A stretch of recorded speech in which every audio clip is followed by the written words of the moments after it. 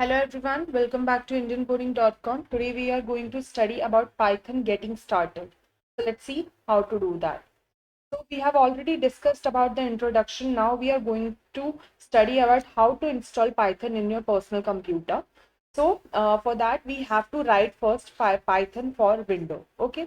So you need to always install your Python, then only you will be able to work on it. Okay.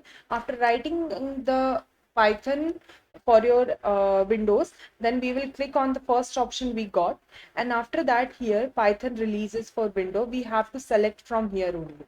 So we will go for the download and we will see which one is the latest Python is available for the Windows. Okay. After that you can click on the Python for download. Okay.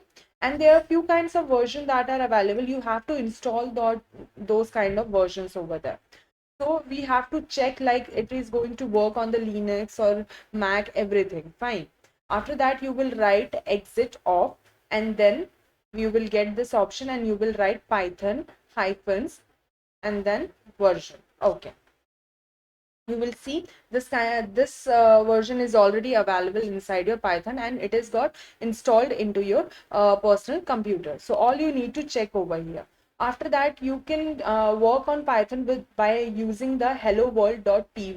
Py is the extension of Python that will help you to know that this is the version of the Python. So whenever you want to save any file as your Python, you just need to write your file name, after that PI extension. Then only your file will save as a Python.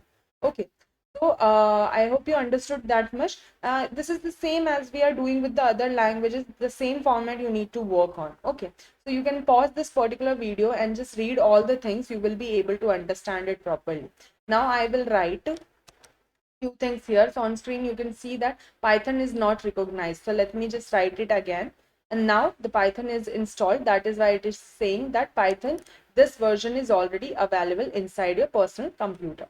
So that is what we need to check. So let me just write one format. So I have written 2 plus 2 equal to 4. And then I will write one more thing, that is print hello world. So on screen you can see that we got the hello world. So that's all for today's class. Tomorrow we'll study about more features. Thank you so much.